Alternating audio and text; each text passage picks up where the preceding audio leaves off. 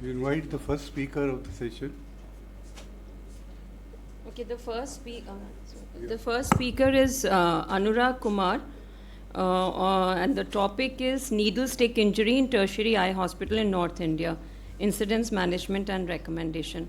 We are already running late, so yeah, we would advise you to stick to time. Yeah. Sure. Okay, Hello. please go ahead.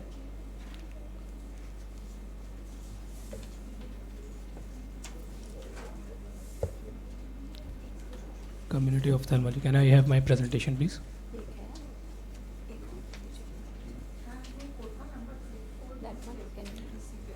FP16.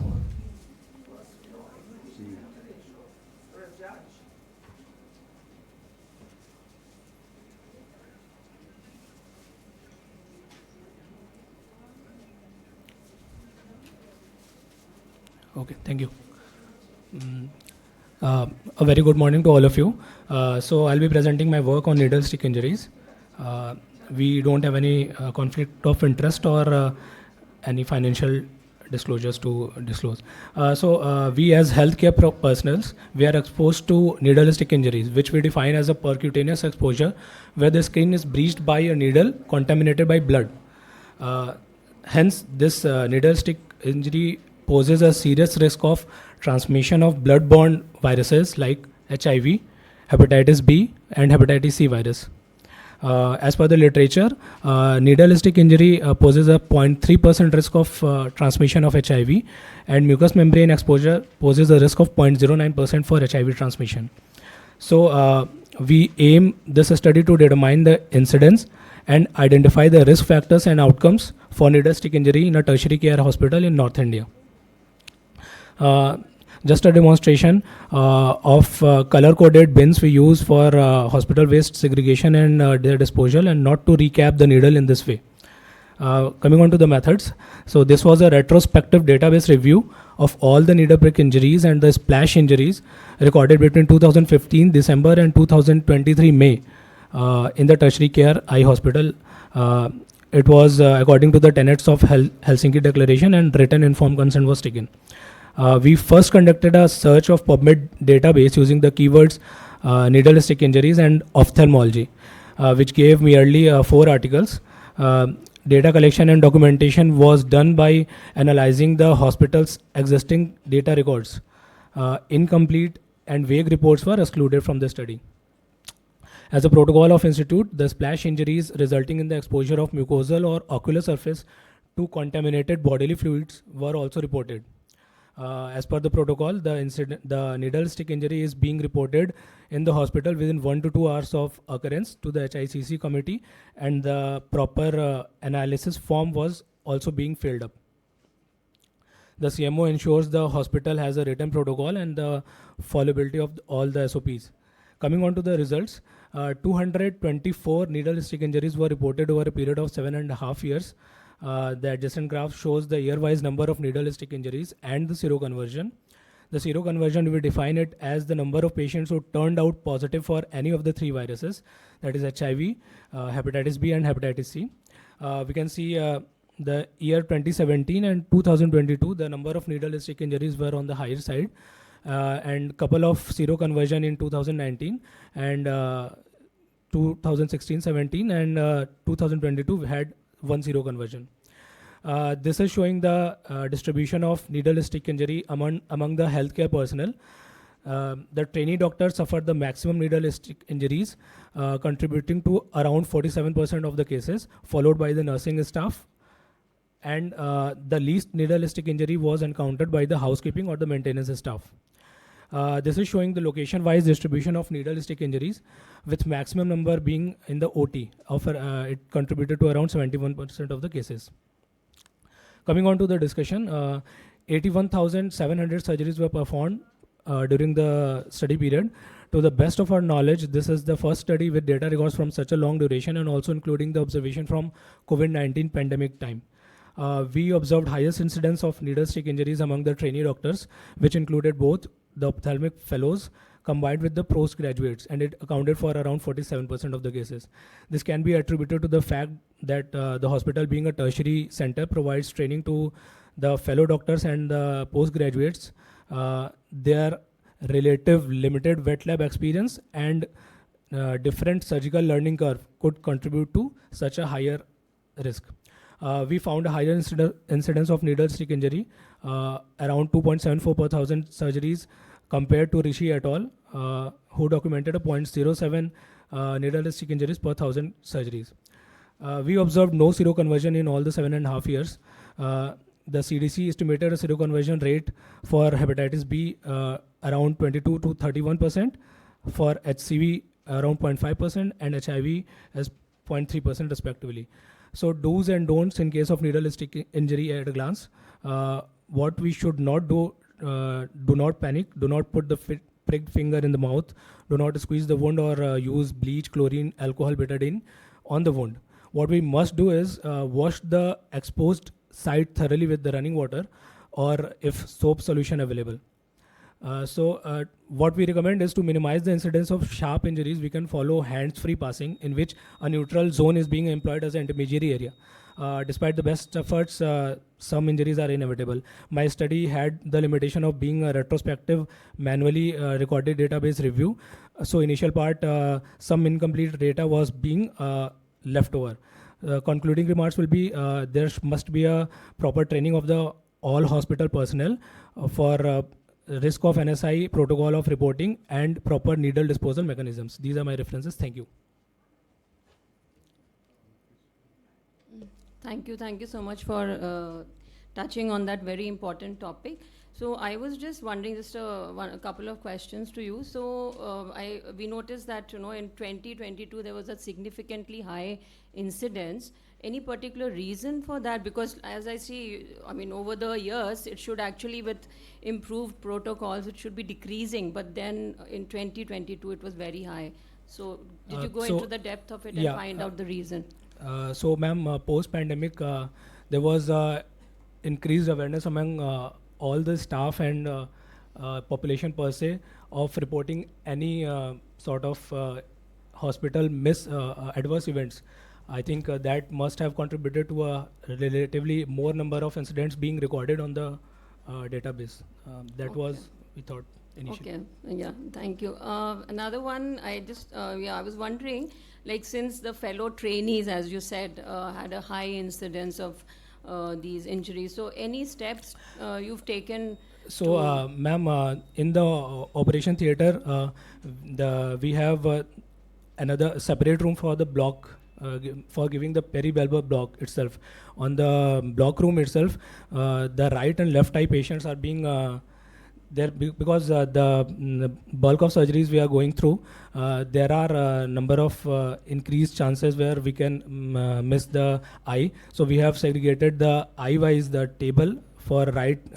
All the right eye patients are being laid on the right side of the room, left on the left side, and proper disposal mechanism for every being arranged for every table. And we have increased number of staffs providing this syringes and blocks, and for the disposal, once it is almost 1/3 full, 1/3 to half fill, the staff is being replacing all the bins and the needle simultaneously. Okay, yeah, thank you. But I was just wondering, you could, besides taking all these steps, you could also have a session, for that trainees, is ongoing, new ma'am. trainees, Yes. So it's some kind of an induction, because that usually all the staff people focus on practices, techniques and all, but this is very important for safety of at the time of joining, personnel. every staff and the doctors, they do go through the induction Go through process. this, Yes, ma'am. And you have a critical incident reporting system in place?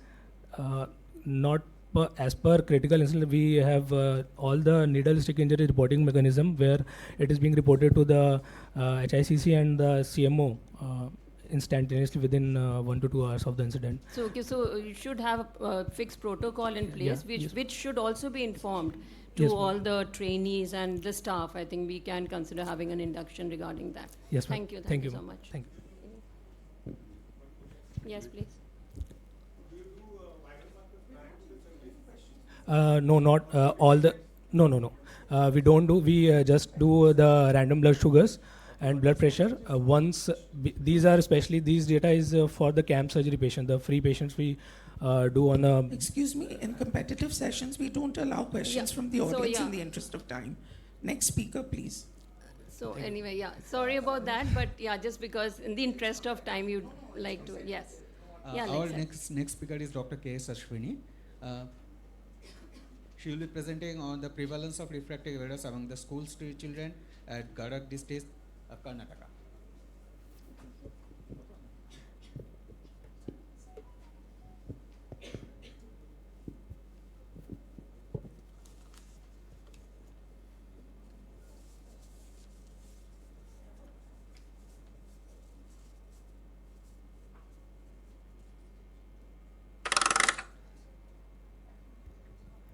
Good morning to all. I'll be presenting my paper on prevalence of refractive errors among school children in Gadak district. So we all know that vision plays an important role in a child's development for learning and communication. So any refractive error in children will have higher impact on their development, education and social status. Around 19 million children in developing countries are visually impaired, of which refractive error accounts for 12 million. It is more disabling than adult onset blindness because children have to spend a long span of life with defective eyes. And many times, children are unaware of the problem and they do not complain, which delays their treatment and leads to permanent visual defects. The present study focuses on studying the prevalence of refractive errors among school children in Gadak district. So coming to materials and methods, this is a record-based retrospective study which was conducted among children of the age group 3 to 18 years. It was done under School Health Program of the National Program for Control of Blindness, which included 1,164 Anganwadis, 898 government or government-aided schools, and 54 government colleges. This data was collected from April 2019 to 2020 period from school eye screening program officers under District Blindness Control Society. An eye team consisting of senior optometrists visited the selected schools and they selected teachers who were sensitized and trained to screen vision in each eye using Snellen's chart and to record questionnaires. And the children detected to have any ocular anomaly by the trained teachers are referred to an optometrist, where they will retest their visual acuity and will perform refraction and will give correction. So the children who still did not improve, they were referred to the base hospital for examination by an ophthalmologist. The collected data were entered into Excel sheet and analyzed using SPSS 16 and data were expressed in proportions. So the total number of children screened was around 218,990, which included around 52,000 children from Anganwadis, 152,000 children from schools, and around 15,000 children from colleges. And Gadak has 5 taluks, of which maximum children were screened from Gadak taluk only. The total number of refractive errors detected was 1,319, and maximum children were detected to be having refractive error from Roan Taluk. Around 248 children were referred to the base hospital for other ocular diseases, of which around 180 children had squint. The percentage prevalence of refractive error in all the 5 taluks were found to be 0.6, of which Nargun Taluk was having most prevalence. So coming to the conclusion, the study provides useful and baseline data about the refractive error among the school children in Gadak district. The prevalence of refractive error in children between 3 to 18 years in Gadak district was found to be 0.6. The prevalence of refractive error in taluk wise was 0.54, 0.76, 0.59, 0.34, 0.93 respectively in Gadak, Roan, Chirhatti, Mundargi and Nargun taluks. The prevalence of refractive errors in 3 to 6 years, 7 to 15 years, 16 to 18 years was found to be 0.04, 0.73 and 1.17 respectively. So larger study needs to be conducted in all the schools of the state to get a clearer picture of the refractive errors and other eye-related diseases to detect vision problems as early as possible. Active screening and timely intervention at the right time will not only help in vision restoration but will also influence a child's growth and development. These are my references. Thank you. Nice presentation. So are you continuing this study in more schools? Yes, ma'am. We are continuing. Good. Which refractive error you have seen which needs attention in school children? Sir, Which refractive error which needs attention if it is not treated it can lead to amblyopia. Sir, myopia, sir. Myopia. You've seen hypermetropia, unilateral hypermetropia cases? With unilateral hypermetropia, that must be checked at school level. And if it is not treated before 9, that will lead to amblyopia. So have you looked for how many children? Other refractive error will be corrected, but this is the main thing, that unilateral hypermetropia must be checked at this age so that amblyopia can be prevented. Otherwise, the amblyopia becomes untreatable later on. How many you found unilateral hypermetropia? Sir, we have not found, sir. Even. Not found. Our prevalence was also very less, sir, around 0.6 only. Unilateral hypermetropia very commonly found. That is the main crux of the school children study. Otherwise, the other children, they will come. Unilateral hypermetropia, the children never go because with one eye they are managing. And by the time they realize, already they have crossed 9 years of age, and then it cannot be reverted back.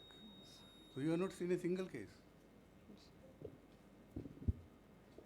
Okay, thank you. We'll move on to our next presentation. It will be by Dr. Sumedha Bhatt. And the topic is one-time 1% betadine wash to hasten recovery in acute and recalcitrant viral conjunctivitis. The latest version is not updated here. I have changed the.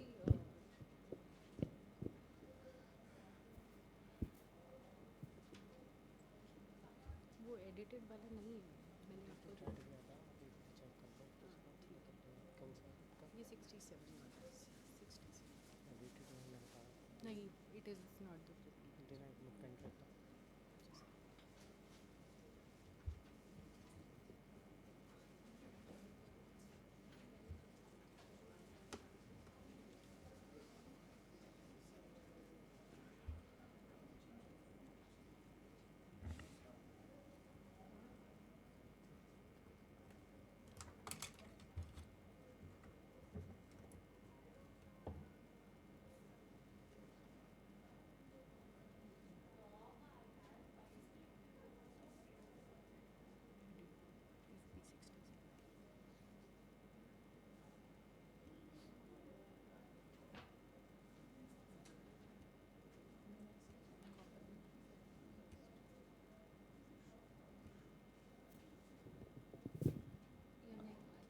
If it takes time, then I can call the next presenter now.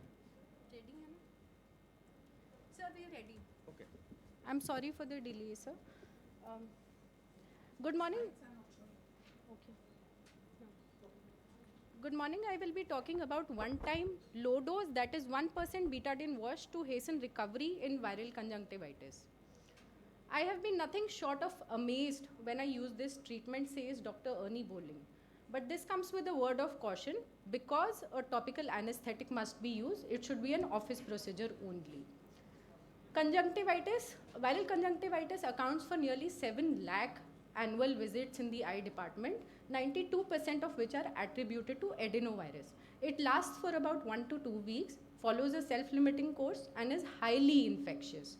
The complications are pseudomembrane formation, SPKs, and chronic nummular keratitis.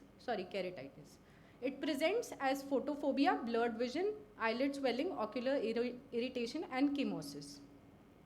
Focusing the spotlight on the star of the study, that is povidone iodine, it has a broad spectrum of action, high microbial kill rates, around 99.8%. It has action against wide range of microorganisms.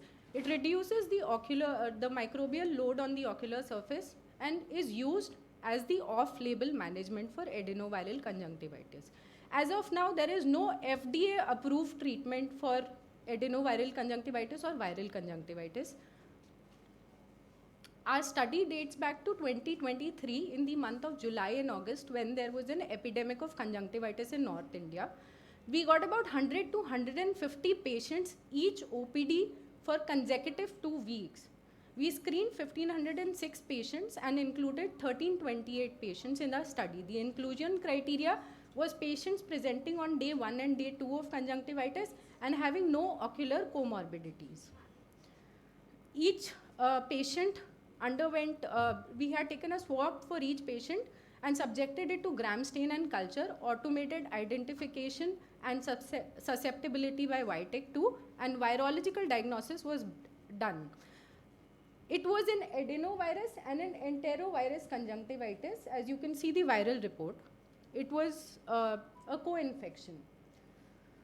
So we divided the patients in two groups. Group A received 1% betadine wash along with artificial tears, and group B, which received the artificial tears only.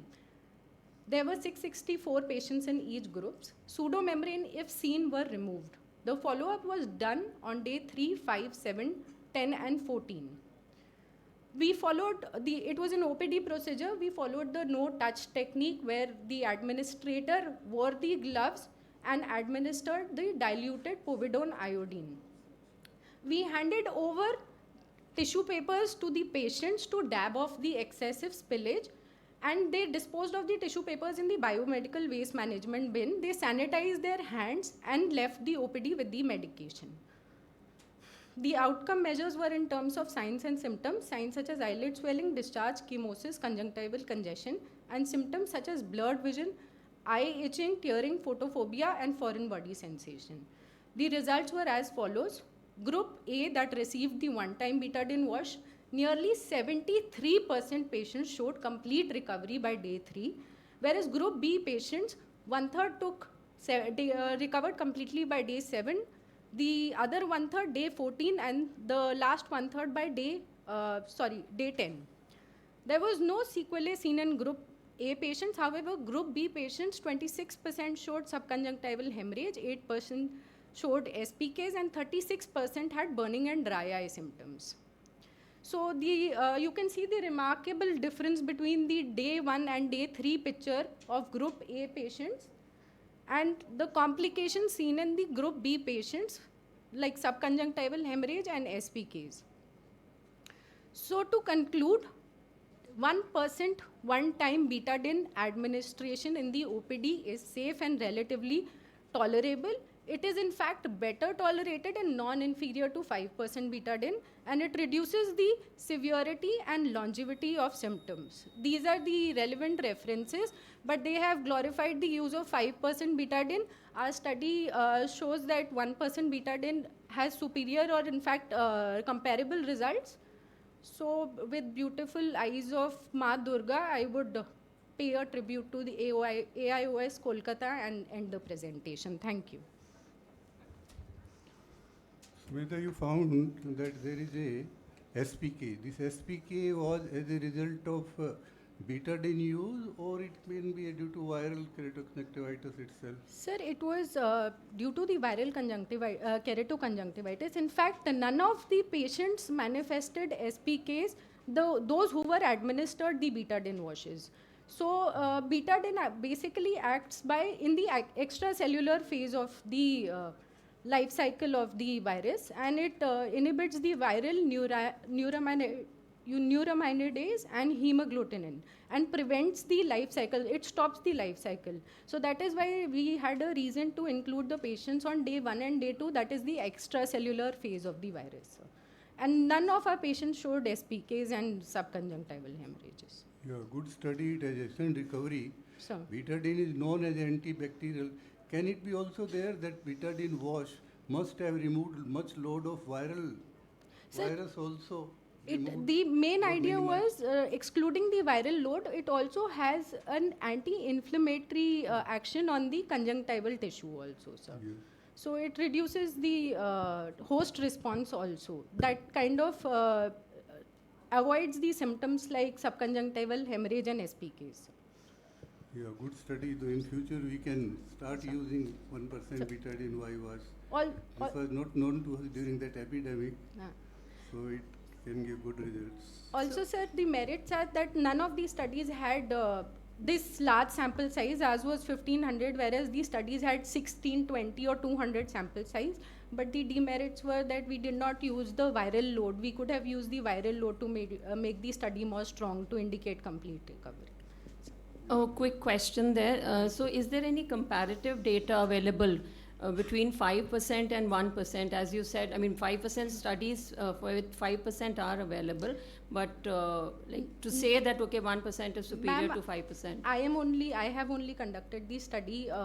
This is the first study of its kind, and in fact, now I'm also comparing 1% to 0.1% betadine, because the reason is that betadine on dilution, the free iodine available to kill the virus is available, whereas povidone releases the iodine gradually, and betadine is the only antiseptic that inactivates the virus, that is adenovirus, in 1 minute of contact.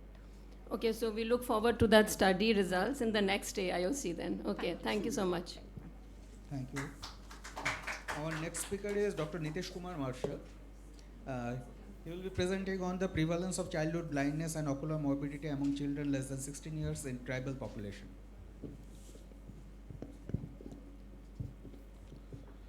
Good morning, everyone. My topic is prevalence of childhood blindness and ocular morbidity among children under 16 years of age in tribal populations.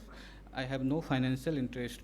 Introduction. Blind child is defined as persons under 16 years of age, corrected visual acuity of in the better eye of less than 3/60, counting finger at 3 meters, or central visual field of less than 10 degree. According to WHO globally, 1.4 million children are blind and approx 19 million are visually impaired.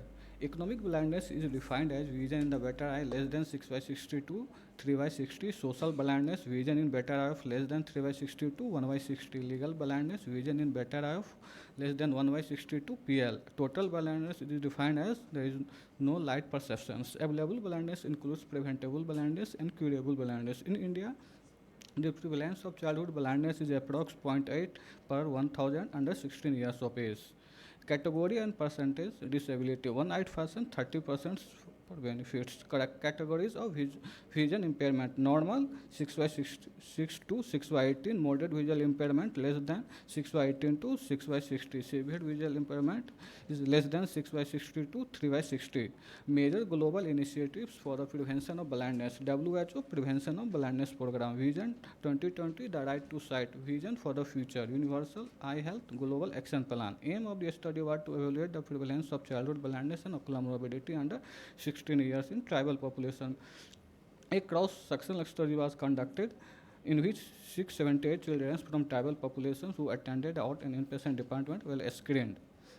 This study was approved by the Institutional Review Board of the hospital, in which ocular examination was done, IOP was recorded, fundus examination was done, and child with a history of night blindness were thoroughly examined to rule out vitamin A deficiency. Statistical analysis was performed using SPSS version 22. Result in the 678 children studied, the prevalence of ocular morbidity was 70.65%, in which 33.78% were male and 36.87% were female. Refractive error was the most common cause, 38.05%, followed by allergic conjunctivitis, 12.24%, vitamin A deficiency, 8.70%. Out of 70.65%, in which 38% refractive error, 12% allergic conjunctivitis, and approx 9% of vitamin A deficiency. This is shown by the line chart. Sex-wise distribution of ocular morbidity. 33.78% was male and 36.87% was female. In male candidates, approx 18% as refractive error, 5% allergic conjunctivitis, and approx 4% of vitamin A deficiency. In female candidate, approx 20% of refractive error, approx 7% of allergic conjunctivitis, and 4% of vitamin A deficiency. In 258 out of refractive error, 21.53% of myopic, 7.82% of myopic astigmatism, 5% have hypermetropic, and approx 4% of hypermetropic astigmatism. Group in between age group 0 to 5 years, the total prevalence was 6.49%. In age group between 6 to 8 years, 16.8% prevalence. In age group 9 to 12 years, total prevalence was 22.42%. In the age group 13 to 16 years, total prevalence was approx 25%. In age and gender-wise prevalence of blindness and visual impairment in children. Out of 678 children screened, in which 9 children was blind, in which 5 was male and 4 was female. And moderate to severe visual impairment was present in 21 patients and mild visual impairment was present in 26% of children. Discussion: the prevalence of ocular morbidity was 70.65%. The present study shows a rise in ocular morbidity with increasing age, which was comparable with the study conducted by Kumar et al. However, the study conducted by Desai et reported a decline in the ocular morbidity with increasing age, which did not match with the results of our study. Gupta et al. Reported a 31.6% prevalence in Simla. Chaturvedi and Agarwal study reported a 40% prevalence. According to anatomical cause of blindness using WHO prevention of blindness and low vision form, due to the criteria of presenting visual acuity in the better eye, 47% child had visual impairment. Among the 9 blind children, a total of 3 had optic nerve abnormality, 3 had retinal abnormalities, 2 had corneal, and 1 had lenticular abnormalities. In the 143 children with moderate to severe visual impairment, a total of 87 had retinal changes, 27 were amblyopic, 16 were uveal coloboma, 18 were cornea scarred, and 2 were anophthalmos. The prevalence of visual impairment is also influenced by the definition of blindness and visual impairment. In this study, the criteria of used was presenting visual acuity less than 3/60. The comparison of various studies with my study. Conclusion: refractive error is still most common cause of visual impairment. There is need to create these references. Thank You found about 35 cases of hypermetropia. Yes, sir. So many were unilateral? Yes, 35 so sir, 18 cases are unilateral, sir. 17 and 18, no? 17 male, 18. Yes. So out of 35, how many were unilateral?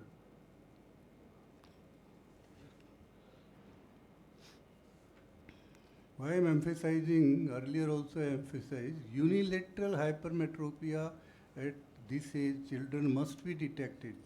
If not detected, it will lead to amblyopia and non-treatable. Otherwise, bilateral will present to the ophthalmologist. Similarly, other refractive error will present to the ophthalmologist. So, main crux of school health program or children is unilateral hypermetropia must be detected and should be treated so that they don't develop amblyopia.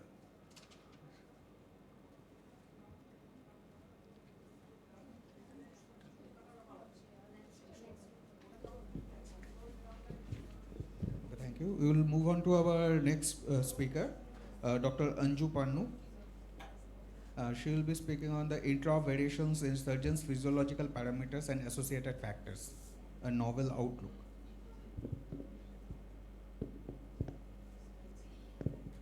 Slides, please. Good morning, everyone. The topic of my presentation is variation in surgeon's physiological parameter and inflicting factors mounting concern.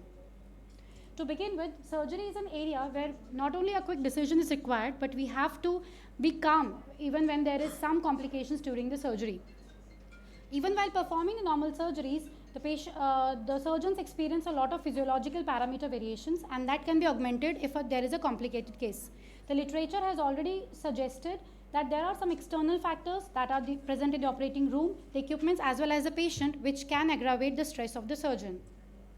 I'm sorry, this is not my actual presentation. Can I change it? So this is not the This is not your presentation. No, it is my presentation, but not the amended one, ma'am. So if you could manage that, and we can have the next speaker on. So just sort that out, because obviously Right you would now. have given the And presentation I only have given him right might have now given only. 2. So just sort that out. No worries. Right. We can have the next then presentation. No problem. We'll just call our next speaker, Dr. Reshma Ranade. And is Dr. Reshma present here? Reshma Ranade. Okay, she's not there. Then Reshma Ranade, Sangeeta Wagh. Dr. Jayashree Barua, you are there? Oh, please. Dr. Jayashree will present on ocular effects of visual display terminals in preschoolers, the digital bomb.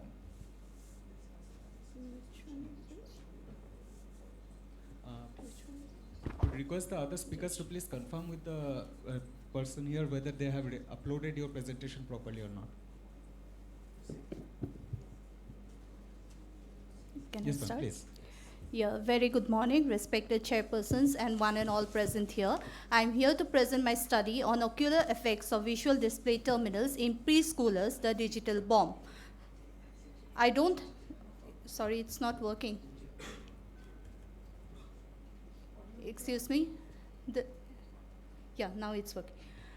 So I don't have any financial disclosures to state regarding this presentation. So we are moving towards an era of tech-savvy kids and the toddlers, and this has become a silent pandemic, a public health issue of global importance. So the increased device use increases the demand on the immature visual system, and this cognitive demand causes a decrease in the overall blink rate, which is responsible for eye strain in these kids. According to the study that had come up last year, among the Indian children aged 10 to 14 years of age, the use of smartphone was found to be 7% above the international average. So we conducted this study to evaluate the effect and association of the visual display terminal users with the different ocular problems in the preschool children. So ours was a preschool-based cross-sectional comparative study conducted in Central Assam from January 21 to December 22, and the data was obtained from 550 parents of both private preschools as well as the government-run Anganwadi centers. Our study was approved by the Hospital Ethics Committee of our hospital. So we included only the children whose parents had duly signed the consent form, completed the questionnaire, and gave the consent to undergo comprehensive eye evaluation and had access to some form of visual display terminal. So we excluded the children with past history of any ocular surgery, congenital eye disease, and other systemic illnesses. So we gave the parents semi-structured and self-administered questionnaire to find out the socioeconomic data, the patterns of VDT use, and the ocular manifestations that could be associated with it, and the statistical analysis was done by using SPSS program. Out of this 550 students, 420 were from private schools and 120 from the government-run Anganwadi centers, and the age range of the kids was from 1.5 to 5 years.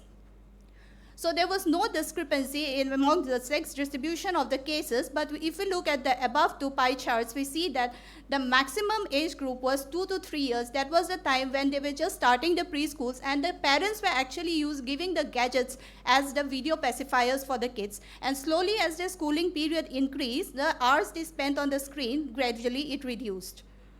So among the VDT users, we see that the VDT users, the most common gadget was obviously the smartphone, and it was directly related to the affordability of the parents. If we look at this chart, we see that a huge number of these kids who were less than 5 years were using this gadget since the last 1 to 2 years. And most of them, they were defying all norms, all the recommendations of IAP and AAO, and they were using it for around more than 4 hours every day. So the symptoms were also there, and the parents were in most cases not aware of the symptoms. Parents basically came to us with frequent blinking, kids complaining of eye rubbing. But these kids also had problems like headache, eye fatigue, and burning sensations, which were overlooked by the parents. So we introduced a screen time tracker that was given to the parents, who at the end of the day sits and records the time the kids were spending in front of the screen. So with this screen time, what happens, there was healthy competition, and at the end of the week, the teachers used to assess that who were the best performers in terms of the least screen use.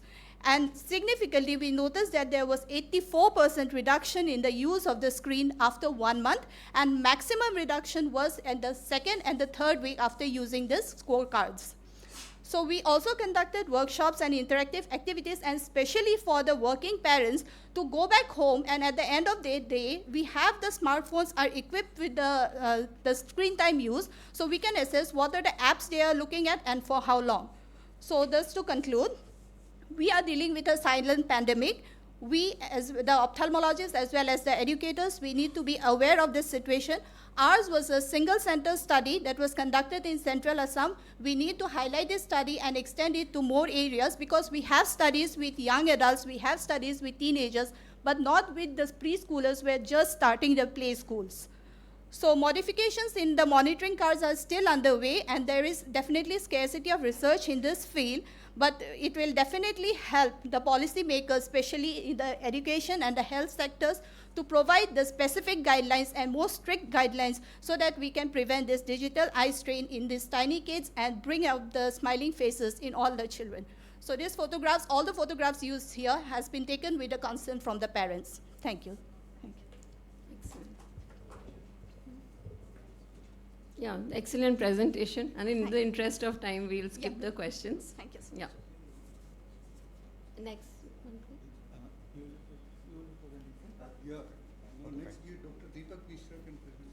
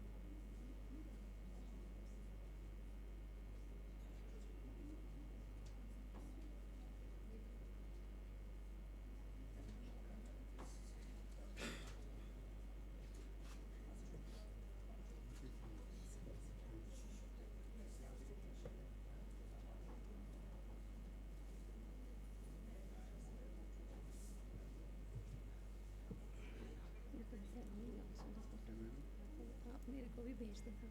This is my, मैं आपको अपना number दे देती हूँ। आप कहाँ पे हो sir? आप कहाँ पे होते हो? मेरा नंबर है उसमें। हाँ? अच्छा, you were in AFMC, okay. Where?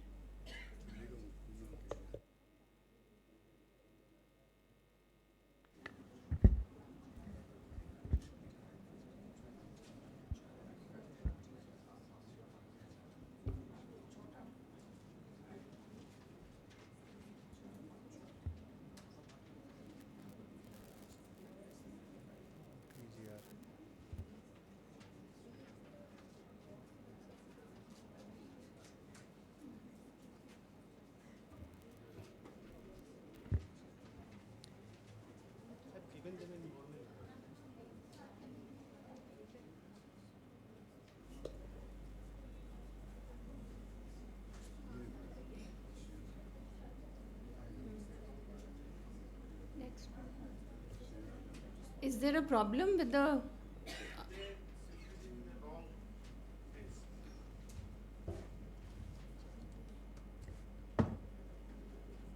Next person, if you could just confirm that you're present, it's on? Yeah, fine. So which one? एक second.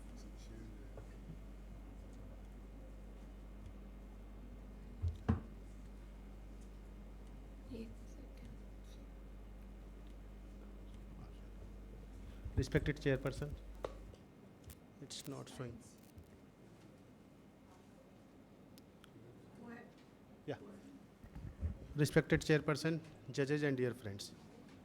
My topic is the perceived impact of the webinars during the COVID-19 pandemic. There is no financial interest in it. What happens at the time of the COVID-19, most of them, every institutions were shut down and there was a lot of medical education affected a lot.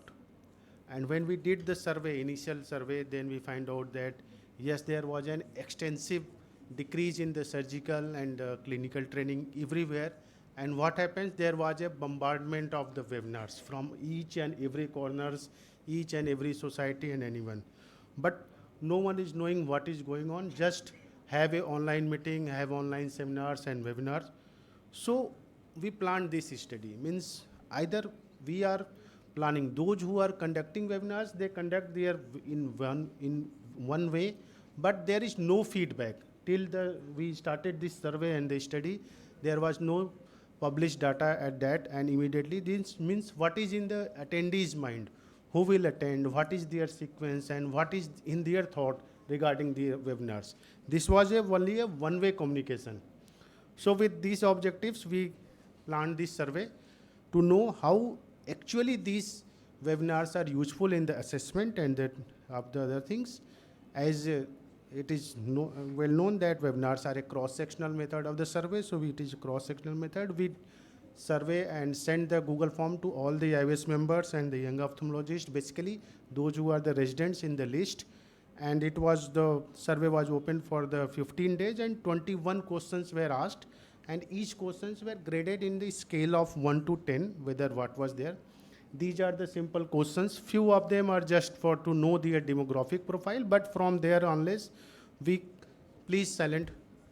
So on there onwards, we planned out what are the questions, means how useful it is, how this technology will help them in acquiring surgical and clinical skills. Then what is their choice of the webinar? What is the problems they face during the attendance of this webinar? And these 21 questions were asked. And whatever the data was there, we will analyze data by SPSS, and one-way ANOVA test was used for that. After 21 days, 51 days, we got 768 responses we received. 51.2% were from the trainees from the government hospitals, rest were from the DNB institutions or the semi-private institutions. And basically those who have enrolled, most of them are the resident, 95% are around resident, and 4.8 fellows also participated in it.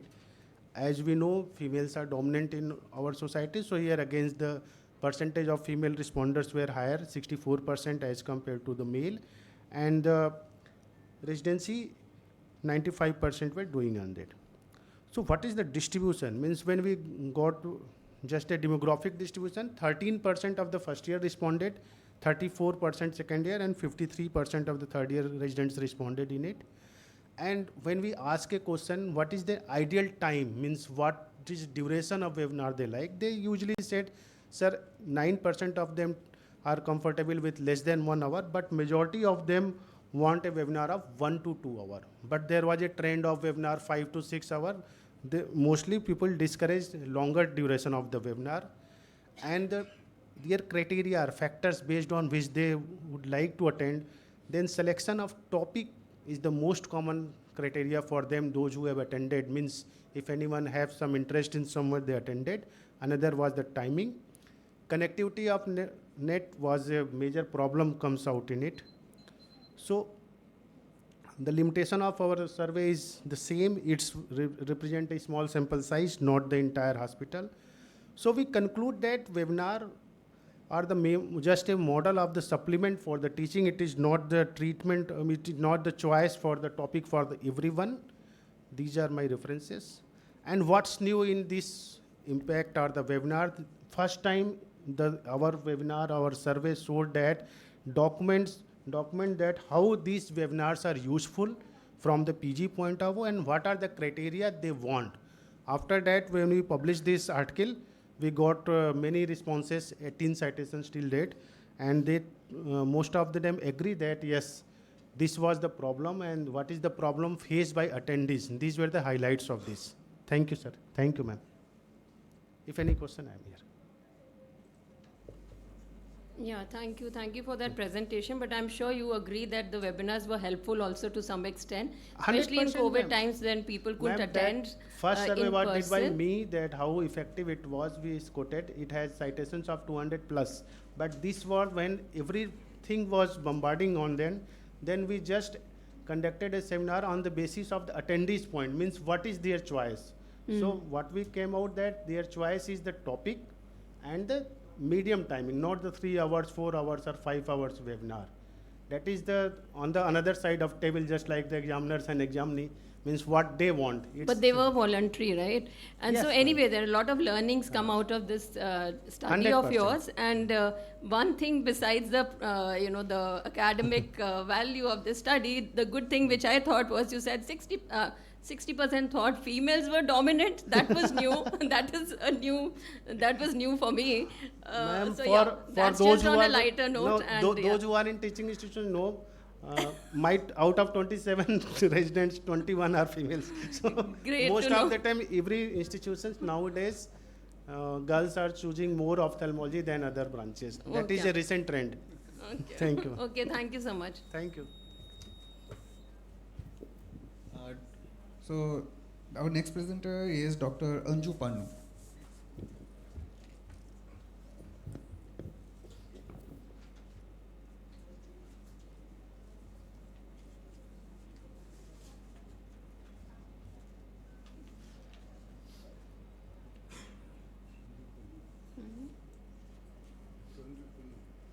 Just go on with it. It doesn't matter. Just carry on. At least we can't stop it. Fine, ma'am. I'm sorry, still the presentation is the older one and it will be lacking the references which I have used. So to start with, surgery is an area where we're required to make quick decisions and have to remain calm even when there is a complication. And even in normal surgeries, the surgeon do feel some kind of stress and there are changes in the physiological parameters which get aggravated in complicated cases. Literature per se have shown that the most influencing factor is the patient, then the external environment of the OT, and then the equipments. So this is a cross-sectional study which was done at the Tertiary Care Center in Maharashtra, in which 110 patients of cataract were used, and they were divided into two groups. The group 1 used all the normal cases, that is the one which with the grade of less than 3 posterior subcapsular cortical cataract with good dilatation and no comorbidities. The second one was with all the complicated cases like hypermature, mature, posterior polar, less dilatation, single-eyed, and including other ocular and systemic illnesses. The exclusion factor was patients less than 18 years of age and the cases who had intraoperative complication which was not planned. The point is, both the cases were operated by a surgeon who had 14-year experience in cataract and corneal microsurgery. Each day, 2 patients from each group were used and the surgeries were performed. Now, all the patients were documented for their best corrected visual acuity, grade of cataract, dilatation, and associated comorbidities. Going on the surgeon's parameter, we used the blood pressure and mean arterial pressure. Along with that, the pulse and SpO2 was used. The surgeon's parameter were documented 30 minutes prior to the surgery and at the end of the surgery. The person who was measuring was unaware which case is getting operated. A 5-pointer questionnaire was used to assess if there is any personal, that is why I was talking about the amended one. Sorry. You can't read, let me help you out with that. The questionnaire was a 5-point questionnaire to assess if there is any personal cause for the stress to the patient, to the surgeon. It included any sleep disturbance, any conflict in the family, if the lady surgeon was having menstrual cycle problem, or if there is any diet problem with the patient. This was just to assess that there is no other cause than the surgery coming up for the stress. Both the groups were significantly similar in the case of gender and age distribution. And if you go into the group 2, there was increase in the systolic blood pressure, diastolic blood pressure, mean arterial pressure and heart rate in single-eyed patient. The questionnaire was same in both the groups.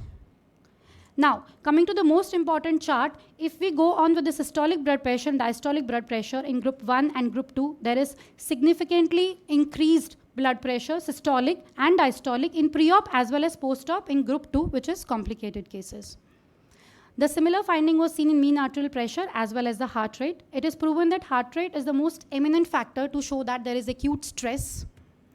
The conclusion is the stress has always been there, it's always been the occupational hazard, but with increasing burnout in the surgeons, this is the area which need to be focused on.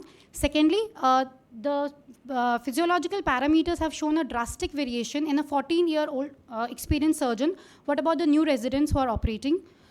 This is my bibliography. I'm sorry it was not the amended slide, and sorry for the inconvenience twice. Thank you.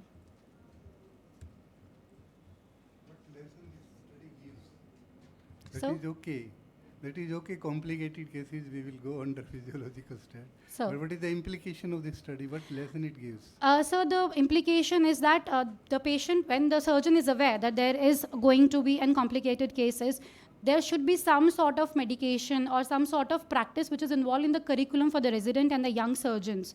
Because even we know that we are going to go for a complicated case, firstly. Secondly, if we cannot change the patient, at least the environment of the OT as well as the personal factors should be taken care. The surgeon here is a lady surgeon who was also having some problems with the house, which we being female have an over other than the male. So the main area is that we should go for the interventional studies, which can tell which are the factors that can be improved in the OT when we are going for a complicated case. Maybe some musical therapy or something meditation therapy for the surgeon before a complicated case, especially in young surgeons. Yeah. That can be there, but not medicine. You say some medicine can be given. Some medicine, I said medication, sir. Medicine we cannot Medication, prescribe unless yeah, it's a that- diagnosed case, sir. Yeah. Okay, thank you. So, thank Okay, you, sir. we'll move to our next presenter, Dr. Reshma Ranade. Is she here now? Dr. Reshma? I think she is not here. Okay. So our next presenter is Dr. Rakhi Kushumesh. Yeah. She will present on understanding keratitis in Bihar, epidemiology and microbiological perspectives. Okay, good afternoon. Yeah, the slideshow is not running. Okay, I have no financial interest in this subject matter. So as we all know that microbial keratitis is most common non-surgical ophthalmic emergency, and so knowledge of the specific regional epidemiological factor is really important to diagnose and treat the disease timely. So there are many studies from South and North India, but very less from the eastern part. And more of the study has less number of patients and none of them from Bihar. So it is underreporting, causing underreporting and underestimation of the impact. So this study was done to determine the demography, risk factors, and the causative organism of the microbial keratitis in Bihar. For this, we conducted a retrospective study from 2019 to 22, and we included we actually reviewed the medical records of all clinically diagnosed patients with microbial keratitis, and we excluded the cases with suspicion of herpetic infections, neurotrophic ulcer, autoimmune keratitis, in which the data was incomplete, and who had endophthalmitis at the same time. And IAC clearance and informed consent was available.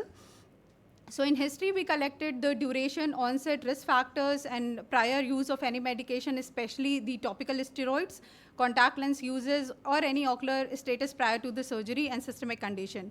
In clinical examination, we took the all parameters like size, shape, perforation, IOP, and hypopia, and everything, and the record of smear and culture positivity. And in bacterial isolate, we collected data from antibiotic susceptibility. So we also did a statistical analysis, requires a statistical analysis, including the odds ratio. And we analyzed 2,303 cases in which the mean age was 48, majority lying between 31 to 40, and with male preponderance. 73% of patients belong to rural area, and so agriculture activity. The duration of symptoms prior to presentation, 63% patient presented after 2 weeks, and 20% after 4 weeks, and very few patients within the week.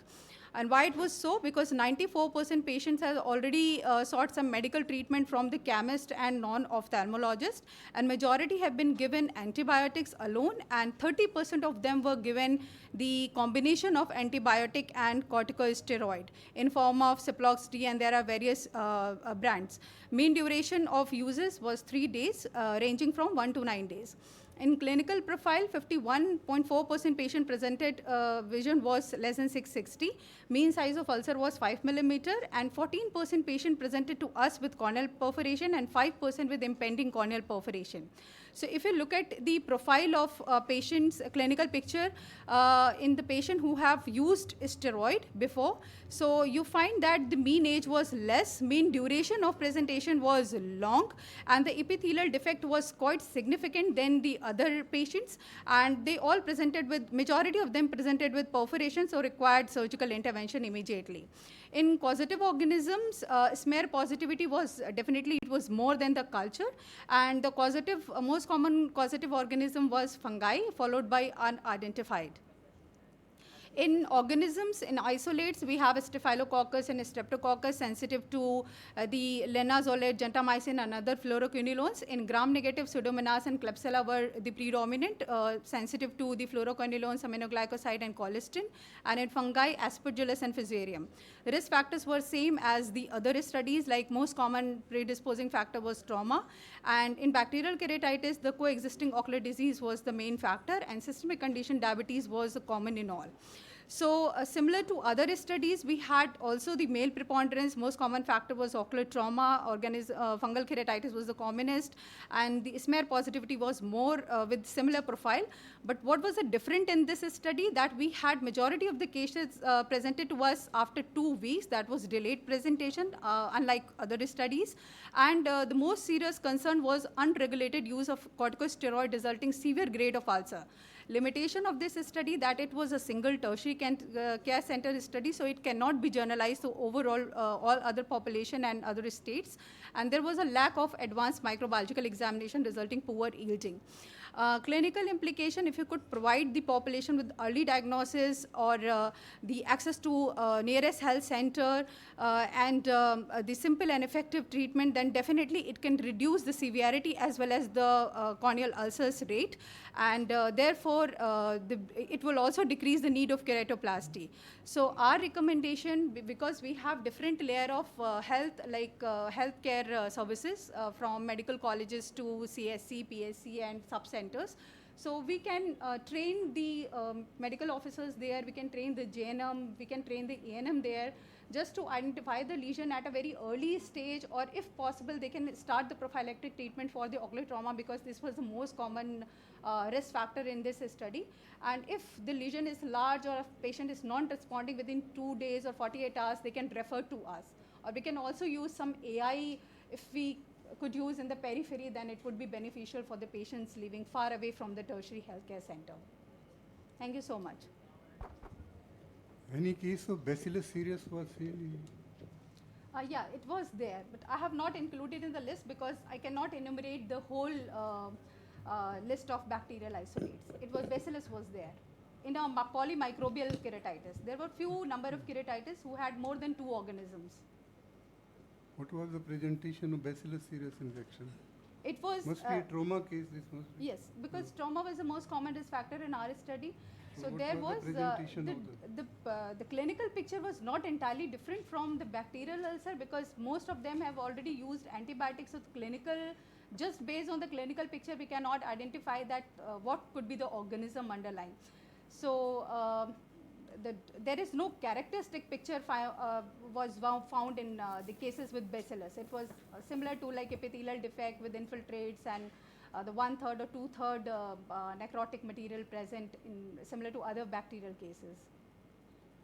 No, Bacillus cereus typical presentations, a ring abscess is there, and this is a very serious infection which can destroy the eye within 24 to 48 hours. Yes, sir, it's true. But majority of the patient come to us after 7 days, and more than 63% patient come to us after 15 days. So we no longer found this kind of typical presentation of any organism except few fungal cases. So our next I would like to call upon our next presenter, Dr. Rajivin Samuel Ponraj. He will present on understanding ROP in preterm infants, incidence, risk factors, and preventive measures.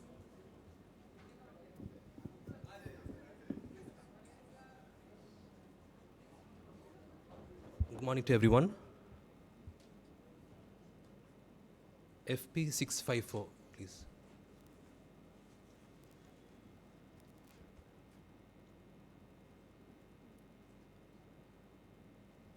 The first.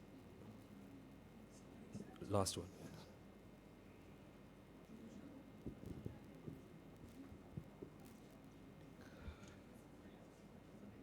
The slide is not getting projected there. Okay. Good morning to everyone, and I would like to thank AIOC Kolkata for having given me this opportunity to come and stand here and to share my experience here. So the topic that I have pondered about is on understanding of ROP, retinopathy of prematurity in preterm infants, their incidence, risk factors, and preventive measures. So this is a very familiar topic to everyone. So as per the introduction, as we all know that retinopathy of prematurity is a devastating vascular eye disease, and mainly manifests in low birth weight premature infants. It is a preventable cause of blindness. So if it is detected very much early, it can be prevented from manifesting and progressing further. It is a worldwide concern for preventing childhood blindness. And early diagnosis, comprehensive eye care, optimal follow-up is most crucial in such cases. So the objectives would be confined to understanding the frequency of ROP in premature infants, and I would like to also explore the relationships between the characteristics, namely birth weight, gestational age, and ROP development. The study methods. So it is done in the government hospital where I'm working in Tirulu in South India, Tamil Nadu, in the DIC center. The inclusion criteria actually is also encompasses more than 1,500 grams actually. I mentioned less than 1,500 grams premature infants or less than 32 weeks. The data has been collected over a period of over a span of 2 years, and the tools used were RedCam, indirect ophthalmoscope, and mediatric procedures. The results, the incidence in India, according to one study by Vedantam and Vasumati, the incidence of retinopathy of prematurity in the Indian population, he found that it ranged from 24 to 47%. The premature deliveries in India is around 10%. And ROP development is approximately 50%. 15% if untreated cases, they have a risk of going blind. This study comprised of 513 babies. And surprisingly, unusually, the ROP incidence was 6% in our study. So this is overall all the ROP, all the premature babies. So here the immature retina comprises 421, which is denoted by the yellow color segment of the pie chart, and the remaining colors would be corresponding to the ROP manifestations. As per the gender distribution, the boys were 293 and girls were 220. But that is among the premature babies. So that is among 513.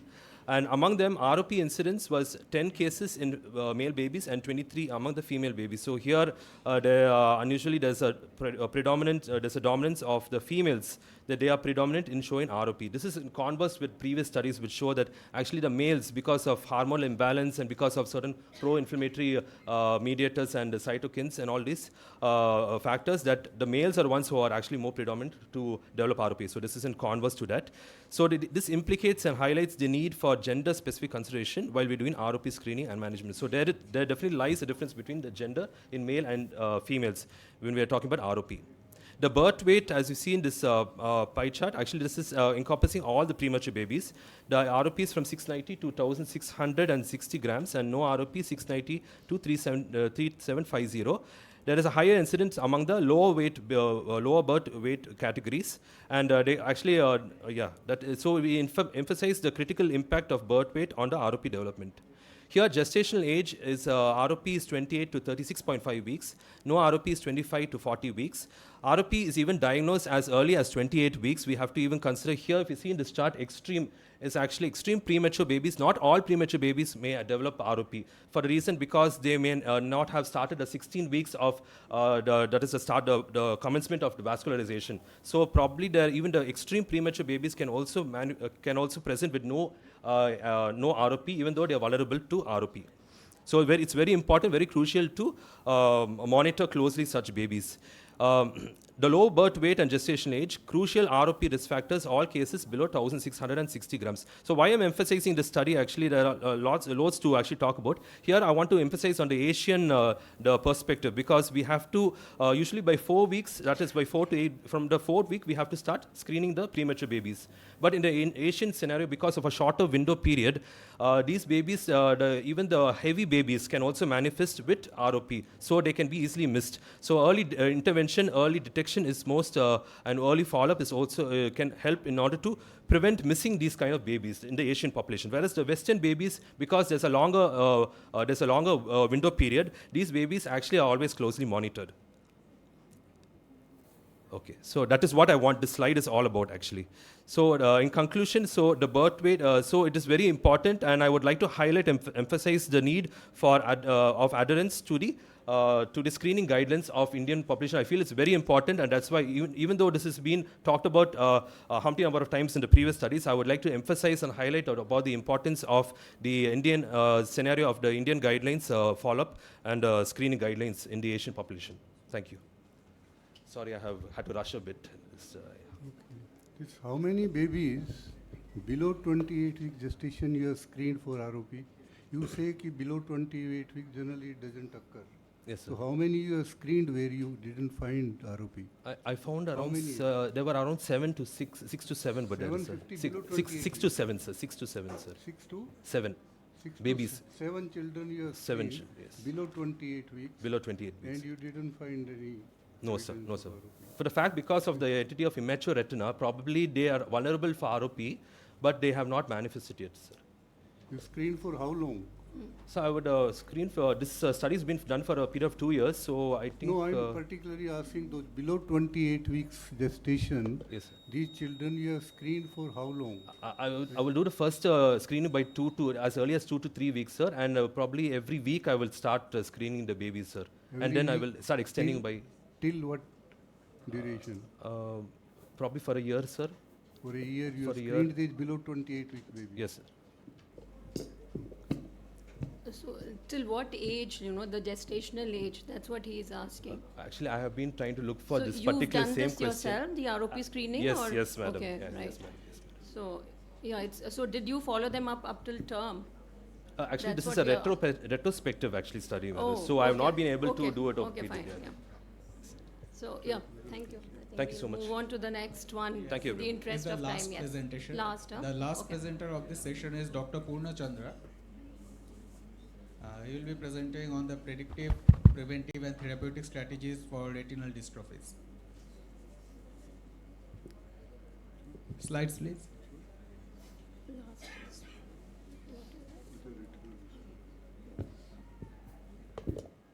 I have the slides?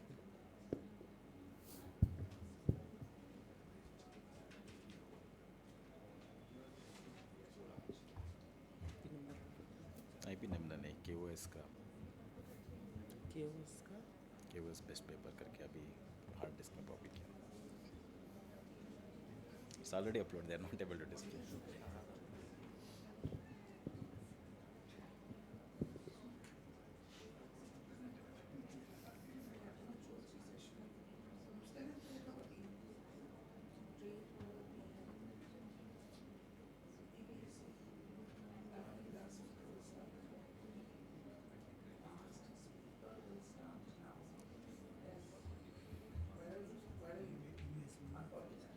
नहीं मैंने 25th को AOS को mail कर दिया था. That was the rule, right? It was supposed to submit before 25th.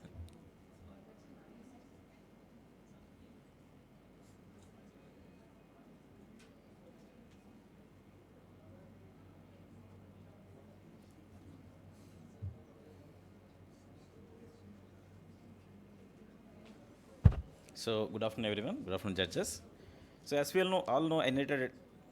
Slides are not showing. Okay. No, it's not. Oh, okay. It is there. Yes, come. Okay, fine. So thank you so much. As we all know, inherited retinal dystrophies are progressive, major cause of unreadable blindness, characterized by degeneration of retinal pigment epithelium and the photoreceptors. This is the typical conversation which happens in a retinal dystrophy clinic once we diagnose the dystrophy. You have retinal dystrophy. How do we cure this? Sorry, no cure. Can you do something to treat? So nothing to treat, but you can do low vision aids and consult rehabilitation services. Will this condition pass on to my next generation? You can go for genetic testing. Then the patient comes up with a series of questions like, does my vision going to deteriorate? Will I go blind? What can I do to avoid further vision loss? Can I expect something for the cure in the future? To answer these questions, this needs to be studied comprehensively in the Indian context. So ours was an observational study where we recruited 100 patients in the age group of 5 to 65 years. So all patients underwent comprehensive eye evaluation, including imaging, and electrophysiological tests were done wherever it was required.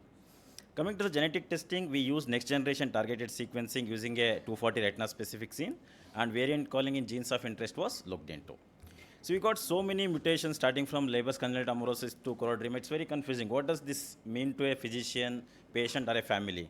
Can we use this data for a predictive and preventive and therapeutic model? I'll explain the same. This was a 43-year-old female who presented with macular dystrophy. When we did the genetic testing, we ended up discovering a totally new gene called SERPINF1, which has never been reported. Incidentally, the symptomatic father and asymptomatic children were also carrying the same gene. When we examined the father, of course, he had retinal dystrophy, but the children's fundus appeared normal and OCT was also near normal. But if you look at the autofluorescence, definitely there is an abnormality in the macular region. So this is the autofluorescence and corresponding OCT across 3 generations with increasing grade of severity. Next time if you come across, any of you come across similar gene, you know the prognosis and course of the disease. How to prevent this progression, I'll come to that in the therapeutic aspect. So this was one more interesting family where the daughter was symptomatic with macular dystrophy and she had a compound heterozygous mutation in a gene called ABCA4 known to cause Stargardt's. Compound heterozygous basically means 2 mutations in the same gene at a different locations. And mother who was asymptomatic was found to be homozygous for one of these gene, that is G196E. Fundus appeared normal, however, the autofluorescence OCT did show subtle changes in the perifoveal region. This is a typical example for same disease, same gene, same family, but depending on the mutation inheritance pattern, symptoms and the progression could be different, which is common in Indian scenarios. So most of the time there will be metabolic overload in macular dystrophies because of lack of particular enzyme, because of the gene defect. If we can give dark glasses and avoid giving vitamin A or air supplementation, to an extent we can prevent the progression by eliminating the toxic byproducts. So therapeutic aspect, we have come a long way from genes to gene therapy. Gene therapy in simple terms means, it's correcting the effect of defective genes by using something called viral vectors. So we prepare this viral vector through a complex process where they are transpected into HAK cell lines, they are harvested, they undergo multiple purification process, finally resulting in treatable AAV particle. So we injected this AAV particle in mouse retina subretinally. This is the mouse fundus photograph and also green fluorescent tracking system confirming the subretinal location of our vectors. But there was a challenge here. Some of the large genes like ABCA4 cannot be loaded into the single vector. We came up with a novel dual vector strategy where we split the gene into 2 of. These were loaded into the separate variants. Once they got co-infected together, they reach the target site and they join back where they are intended to produce the expected proteins. So all these vectors from the scratch were produced here itself in India in our lab. So these are the micrographs of the mice, control mice, the intact vector one, the dual vector. If you look at the staining pattern of the intact and the dual vector, it is comparable. That means our vectors are reaching the intended site and producing the protein required. There are some challenges in manufacturing these vectors in gene therapy. That is the reason the currently approved drug for muscular dystrophy and Luxturna, they cost in crores, like 15 crores, 7 crores, which 99.99% of Indians cannot afford. If you want to bring down the cost, only way is to start producing the vectors here itself and study our population. So I would like to conclude my study under these headings. What we knew was genetic testing can help in accurate diagnosis and family planning. Gene therapy is efficacious. What this study adds is genetics of Indian patients are diverse and can be used as predictive biomarkers. Indigenously developed AAV vectors were studied successfully in animals and also novel dual vector strategy in larger genes. The future plan is the small sample size could be a limitation. We want to collaborate with all of you to generate one of the largest database, Indian database for retinal dystrophies and start producing clinical grade vectors so that we can start human trials. Thank you so much. You recommend that vitamin A and these agents should not be used. We see so many patients, almost all patients are using vitamin A and antioxidants. So you think they should not be used? Yes, sir. That is the lack of awareness. The vitamin A initially was started for the night blindness group of disorders. Recent data suggests there also it doesn't work. In macular dystrophy, it is contraindicated. Basically, what's happening is the more vitamin A you give, it is stimulating the visual cycle. Only the toxic byproducts are getting accumulated and it's offering no benefit. And these toxic byproducts, the vitamin A gets converted into bisretinoid. That is causing further damage. Even I see a lot of dystrophies when there is no treatment with a lot of prescription of steroids, which should not be given. It will further deteriorate. In fact, it hastens the progression, sir. And this macular dystrophy, generally patient, again, we saw so many patients having all these product, antioxidant product. They should be used or no? No, should not be used. That's exactly the message which I conveyed in the thing. It should not be used because it will cause further metabolic load. Because there is already enzyme deficient to degrade these things, and if you supplement it, it won't. Because these dystrophies are happening for a specific reason, the mutation. Unless we correct that mutation, nothing else is going to help, sir. Particularly, Dr. Nagpal sir recommends that in cases this retinitis pigmentosa patient, he recommends, because there is less number of roads are there already degenerated, he says you can keep the light on throughout night so that one has to text on the roads is less. What do you think? Yes, it's a good measure. In fact, that's what even I advise my patients. Vitamin A and again RP is controversial because the mechanism is again different. But of course, light, that is the one of the first measure we take. We always advise my rod cone dystrophy and RP group of disorders to carry a torch with them and always be in a familiar surroundings. Light is good, familiar surroundings, they can move around. Recommend Dr. Nagpal in the night also, wherever you are sleeping, you should keep the light on, No. so that when one gets up, No, roads are no text. No, It is not given in any book, but one of the conferences I was chairing with him, so Dr. Nagpal sir, he told this. No, I understand why that concept came actually. Keep the light on. No, I understand why that came. In fact, the opposite was also tried. In fact, the pirates who cover one eye, some of the pirates who had the RP, they reported their vision was little better. This is like opposite to it. Basically, they are preserving their rods and cones. They are not getting, depolarized more so that they can see better. So that theory is also there. So that little controversial. So, thank you. No, no, that is very clear. Please, you can quote me anywhere. Thank you. We'll just conclude our session here. We'll just hand over the session to the next moderator. And by that, Yes. just 1 minute time, we'll take a group photograph. All the presenters are requested to come to the dais, please.